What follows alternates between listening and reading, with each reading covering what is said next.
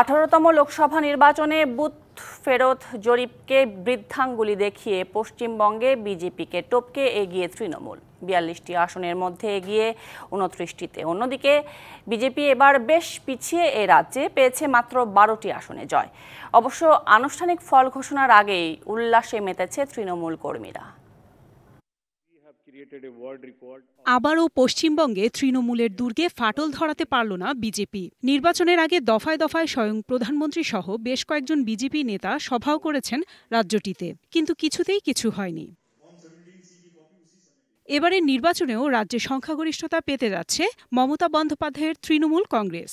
আর দুর্গ অটুট থাকবে সেটা একরকম নিশ্চিত হতেই তৃণমূল নেত্রী মমতা হুঙ্কার দিয়ে বলেছেন, মানুষ বিজেপির মেরুদণ্ড ভেঙে দিয়েছে। মঙ্গলবার বিকেলে ফলাফল প্রকাশ হতে শুরু করতেই সবুজ আবির মেখে স্লোগান দিয়ে বিজয় উল্লাস প্রকাশ করতে শুরু করেন নেতাকর্মীরা।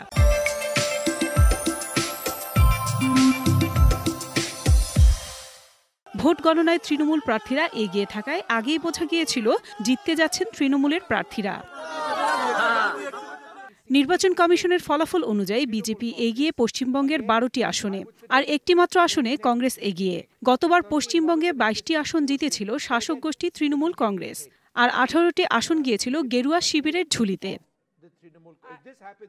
ভারতীয় নির্বাচন কমিশন ও গণমাধ্যমগুলোর তথ্য মতে পোস্টাল ব্যালটের গণনায় প্রাথমিকভাবে যে কেন্দ্রে যে প্রার্থী এগিয়ে রয়েছেন তারা হলেন ডায়মন্ড হারবারে তৃণমূলের অভিষেক বন্দ্যোপাধ্যায়, মুর্শিদাবাদে মোহাম্মদ সেলিম সিপিএম-এর, হুগলিতে রচনা বন্দ্যোপাধ্যায় তৃণমূলের, ঘাটালে হিরণ বন্দ্যোপাধ্যায় বিজেপির, রানাঘাটে মুকুটমণি অধিকারী তৃণমূলের, জঙ্গিপুরে মুর্তজা হোসেন কংগ্রেসের, মথুরাপুরে অশোক পুরকায়স্থ বিজেপির, যাদবপুরে অভিনেত্রী সায়নী ঘোষ তৃণমূলের, কৃষ্ণনগরে মহুয়া মৈত্র।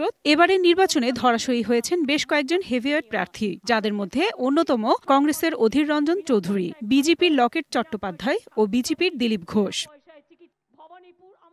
2019 সালের লোকসভা নির্বাচনে বাংলার 42টি আসনের মধ্যে শাসক দল তৃণমূল জিতেছিল 22টি আসন, বিজেপি পেয়েছিল 18টি, সিপিএম একটি আসনও পায়নি, কংগ্রেস পেয়েছিল 2টি। ভারতীয় গণমাধ্যমগুলো জানিয়েছে ফলাফলকে ঘিরে পশ্চিমবঙ্গের সবচেয়ে সহিংসতাপ্রবণ রাজ্য দক্ষিণ 24 পরগনায় নেওয়া হয়েছে অতিরিক্ত নিরাপত্তা ব্যবস্থা।